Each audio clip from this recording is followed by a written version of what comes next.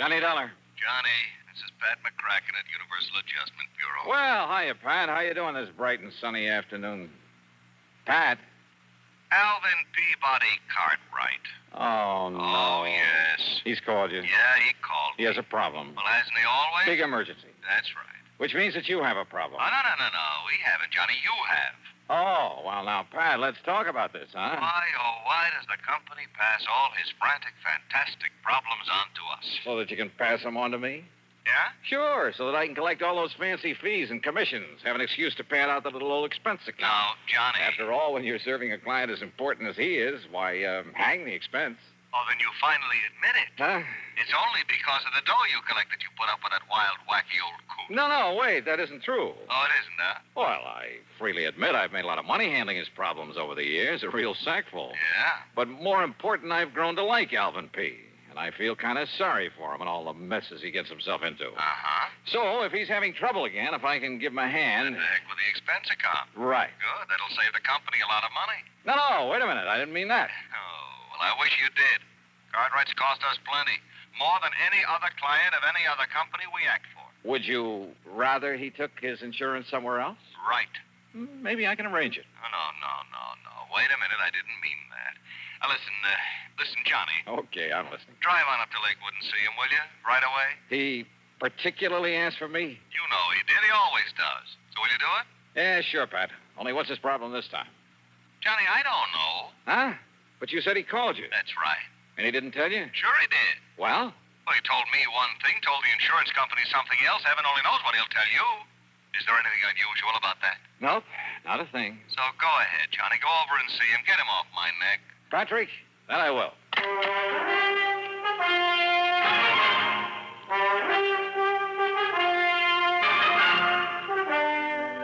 CBS Radio brings you Bob Bailey in the intriguing adventures of the man with the action-packed expense account, America's fabulous freelance insurance investigator. Johnny Dollar.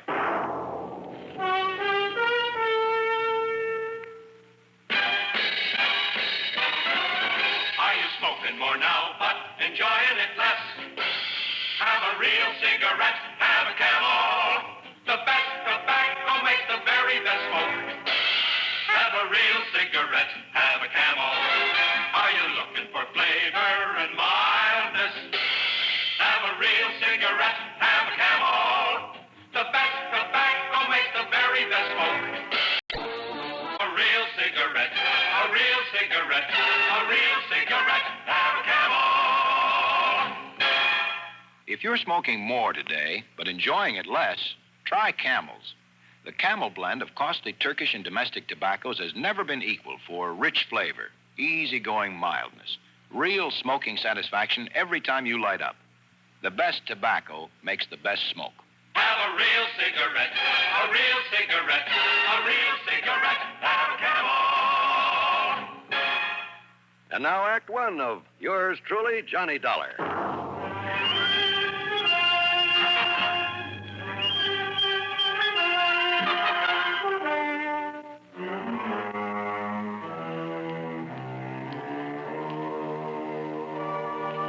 Expense account submitted by Special Investigator Johnny Dollar to the Universal Adjustment Bureau Home Office, Hartford, Connecticut. The following is an account of expenses incurred during my investigation of the merry-go-round matter. Doing a job for Alvin Peabody Cartwright was like riding a merry-go-round, a shoot-the-chutes, a roller coaster, and a razzle-dazzle all in one. Anyhow, expense account item one, $4 for a tank full of gas, and hoping the snowplows had cleared off the highway, I headed north to Lakewood.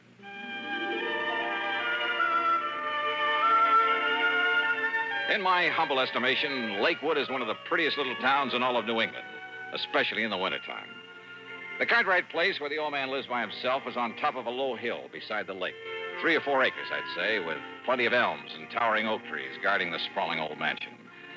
And now, at dusk, with a soft blanket of snow on everything, a group of skaters gliding gracefully over the frozen lake, and a horse-drawn sleigh loaded with happy kids circling around the edge of the lake. Well, it was mighty nice. Peaceful, too. Yeah, it was good being out here in the country again, breathing deep of the crisp, cold air. I felt real good. And I hope the problem at hand would be no more serious than most of those that were handed to me by Mr. Cartwright. Hiya. Well, don't just stand there letting in the coal.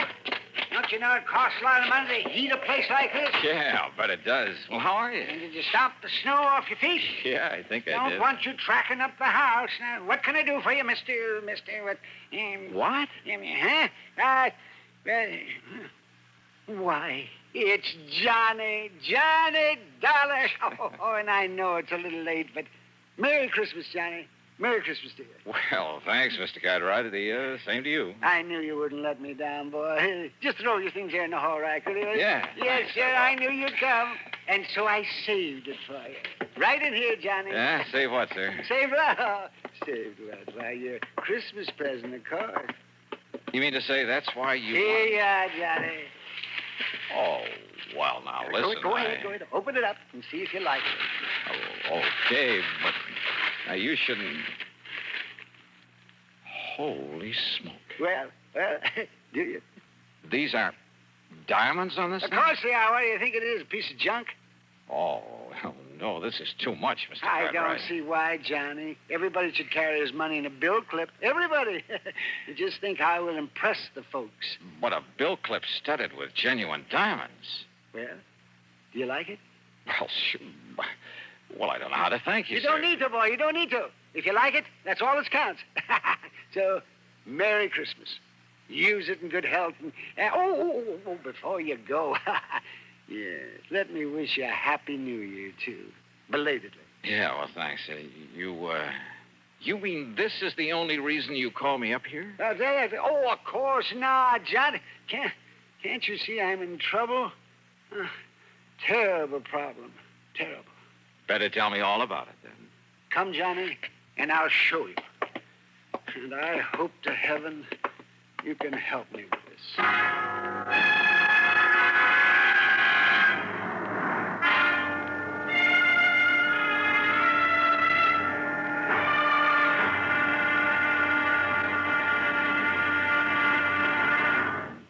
Act two of yours truly, Johnny Dollar, in a moment. Welcome, recording star Mel Torme. It's terrible trying to sing with a bad cold. So I always take 4-way cold tablets to relieve cold miseries fast. Good idea. Tests of all the leading cold tablets proved 4-way fastest acting. 4-way starts in minutes to relieve muscular pains, headache, reduce fever, calm upset stomach, also overcomes irregularity. When you catch cold, try my way. Take 4-way cold tablets. A fast way to relieve cold distress and feel better quickly. 4-way, only 29 cents. Now, here's a word about another fine product of Grove Laboratories. Had dandruff for years? Now get rid of it in 3 minutes with Fitch Dandruff Remover Shampoo. 3 minutes with Fitch regularly is guaranteed to keep unsightly dandruff away forever. Apply Fitch before wetting hair. Rub in 1 minute. Add water, lather 1 minute. Then rinse 1 minute. Every trace of dandruff goes down the drain. 3 minutes with Fitch. Embarrassing dandruff's gone. Fitch can also leave hair up to 35% brighter. Get Fitch Dandruff Remover Shampoo today. And now, Act two of yours truly, Johnny Dollar, and the merry-go-round matter.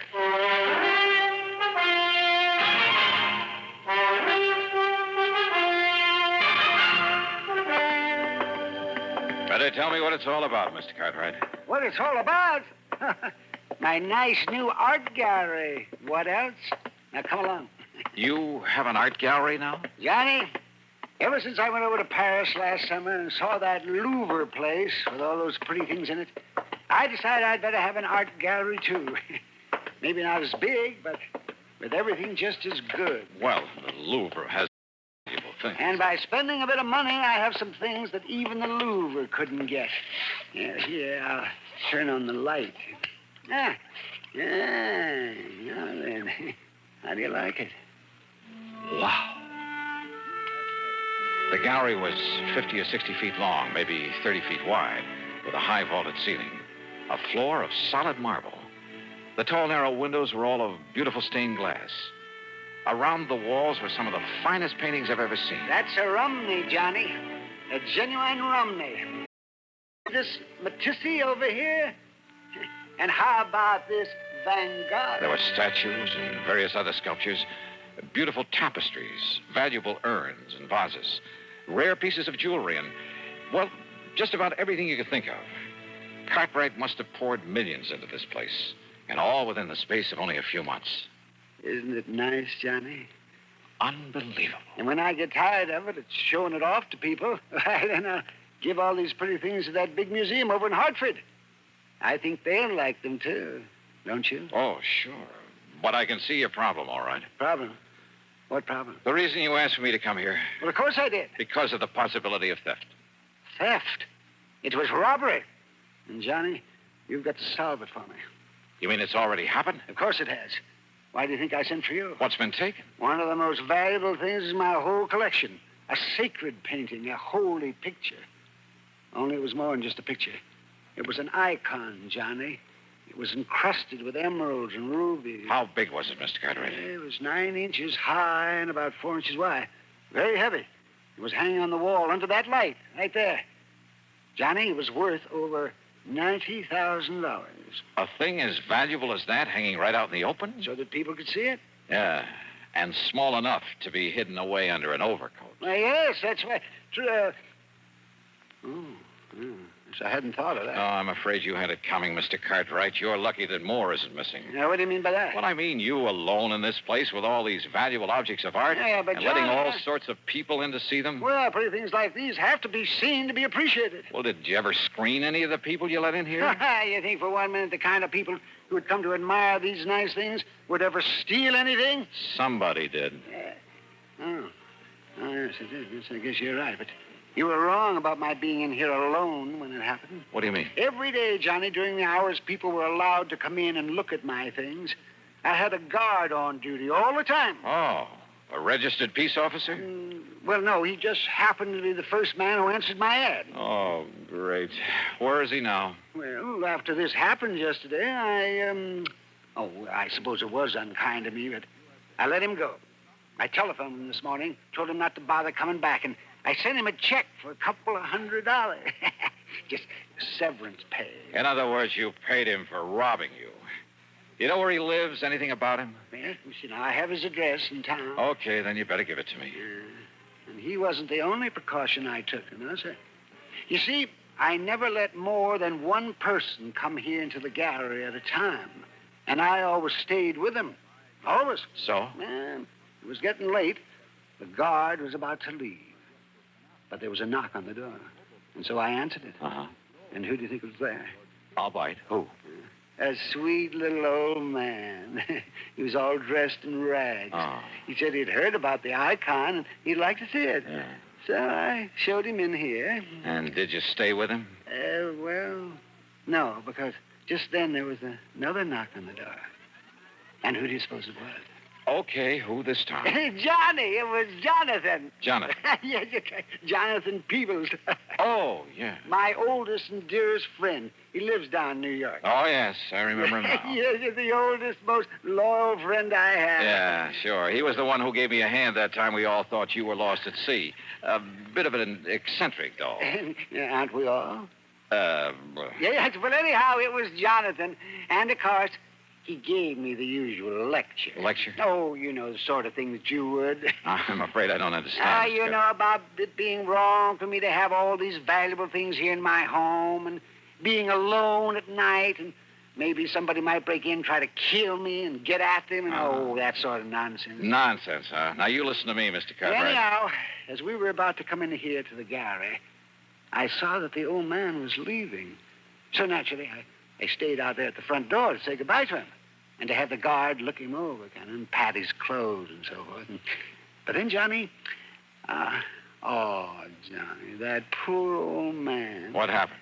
He tripped over the door sill and had a terrible fall. Well, the guard helped him up and made sure he wasn't badly hurt. And, well, I just gave him a few dollars just in case. And I had the guard drive him back to town. Uh-huh. And then you found the icon was gone. It was Jonathan who came out and asked me what I'd done with it.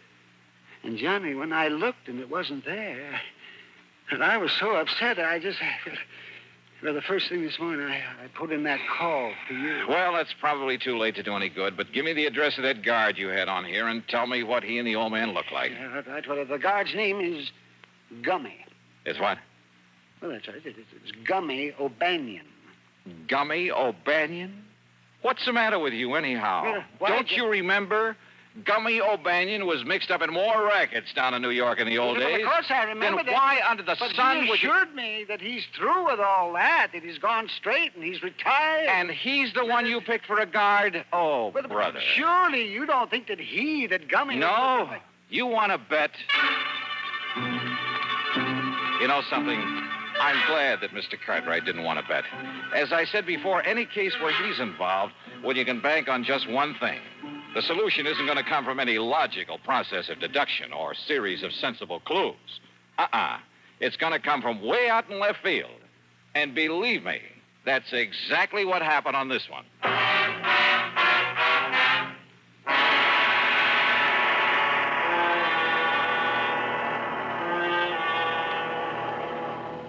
Constipation.